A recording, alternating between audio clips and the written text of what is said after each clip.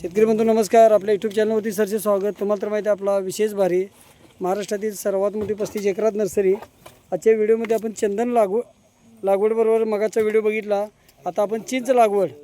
आता चिंच लागवड जर म्हटलं तर कमी पाण्यामध्ये कमी मेहनतीमध्ये येणारं पीक आणि एकदा लावल्यानंतर ज्याचं आयुष्यमान 150 वर्ष असणार.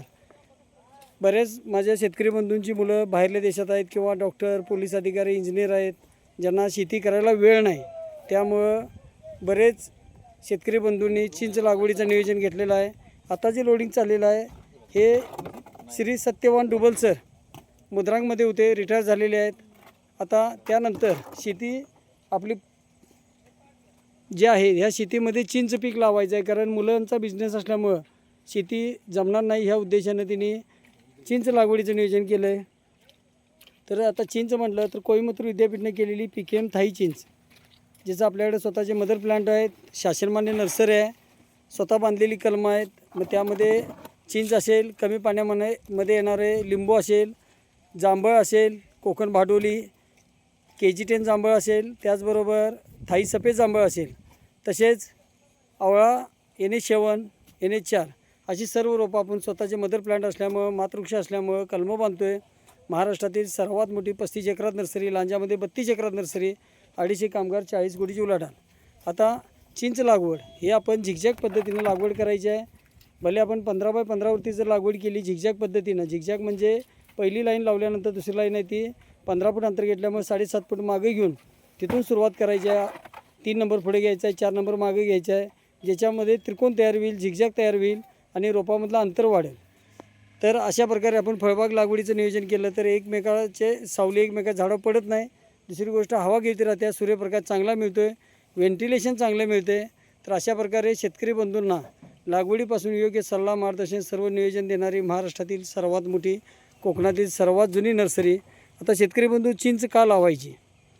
तर चिंच हे कमी पाण्यामध्ये येणारं पीक आहे, ज्याला रोगराई नाही, कीड नाही आणि एकदा लावल्यानंतर आयुष्यमान ज्याचं सर्वात जास्त आहे अशी ही चिंच आहे.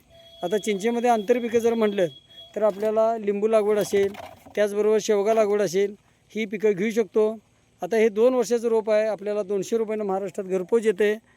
3 किलोच्या बॅगमध्ये रोप असतं. 3 वर्षाचं रोप म्हटलं तर इथं समोरच बघू शकतो व्हिडिओमध्ये, थोडं झूम करतो आहे आपण. ही 3 वर्षाची रोपं 7-7 फूट उंचीची आहेत.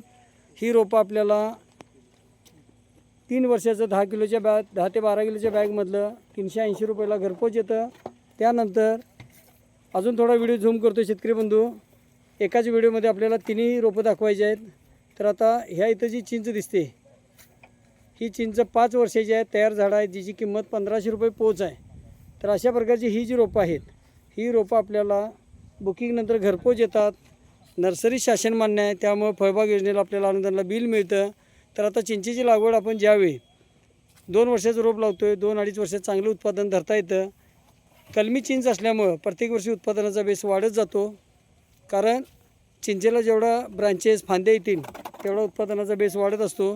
तर अशा प्रकारे जर आपण नियोजन केलं तर खात्रीशीर रोप, योग्य सल्ला, मार्गदर्शन, सर्व नियोजन मिळणार आहे आणि आपल्याला बुकिंगनंतर रोपं घरपोच येणार.